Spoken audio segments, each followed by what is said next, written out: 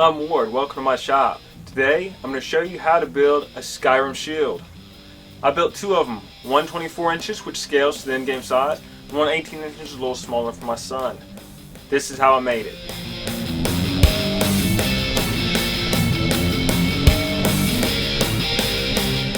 The basic construction of the shield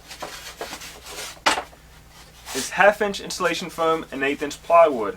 The foam is sandwiched between two plywood panels. The size of the shield is 24 inches. Once you get it cut, you're going to want to get that wood grain pattern into it because the plywood doesn't really show grain.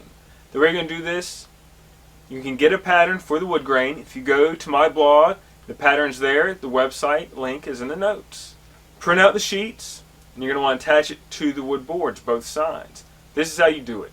Spray glue, 3M77, spray it on the paper, let it sit for about 10 to 15 minutes. That way it's tacky, but it's not going to permanently stick to your boards.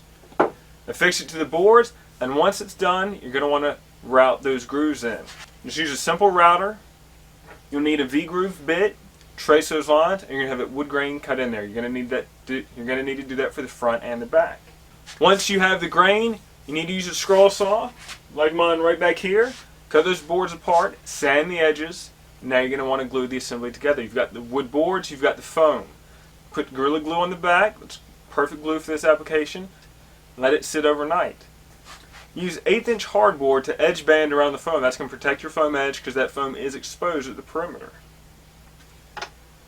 Before you glue it together, and this is key, you want to cut a hole in the foam for 1/2 inch wood blocking. This is what your handle and your strap are going to mount to. If you don't have the wood blocking in there, you're mounting the foam, which isn't very strong. You want a good solid backing.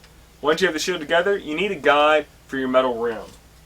How I did this, I cut strips of 1/2 inch polystyrene, glue it vertically to the face of the shield, and this is going to be a guide so that your peak is a uniform height all the way around for your banding. You're going to use body filler for that banding. I like Evercoat Z-Grip. You can get into the Rage and the Rage Gold. Z-Grip's cheaper and works just fine. You'll use a piece of cardboard and a spreader to mix it and then apply it again. You have that plastic to act as a guide so it doesn't get too high and keeps your shape uniform. Once your body filler is dry, you need to sand this band. Use an electric sander. You can use 80 grit sandpaper or 40 grit to start.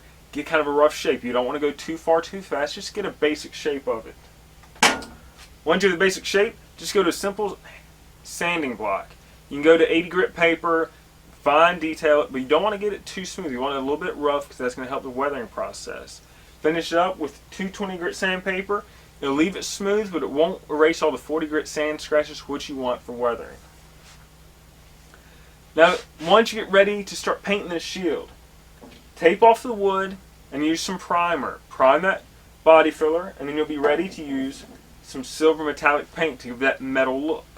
And once that's dry, use some black enamel paint. You're just going to rub it onto the silver and you're going to rub it right off. That's going to give it a weathered look. It's going to get into the cracks and crevices that you left with the body filler. Because again, we don't need it perfectly smooth.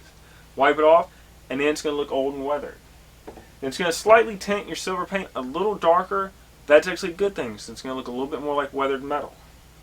And now that your band's done, take some wood stain those boards. The next step is the color of your hole. I did Windhelm and Dawnstar. Those are both blue colors, so I used some blue enamel paint. Apply it with a roller so it'll look like it does in the game. After that, you need to create a stencil of your hole. Now on my site, which is in the notes, I've got the Dawnstar and the Windhelm stencil. You want to print that out, tape them together, cut it out, and just use a brush. Don't use too much paint, and apply that paint onto your stencil, onto your shield. Now the stencil will stick to your shield just like the wood grain. A little bit of spray glue, let it sit, and then attach it. You don't want to use too much paint, that way it'll look kind of faded and worn, which makes it look used. Now the last few steps you need to do to finish this shield, you need a handle. You can use a window sash handle, which is kind of small, which is okay. My 18 inch shield has a smaller shield for smaller persons, so that small handle worked. Me, I needed a bit of a bigger handle, so I used an aluminum handle. Just use your drill to make some holes, screw it in, and the handle's done. Now for the strap, you can just use a piece of leather. This is a bag of scrap leather from a hobby store. It just costs a few bucks.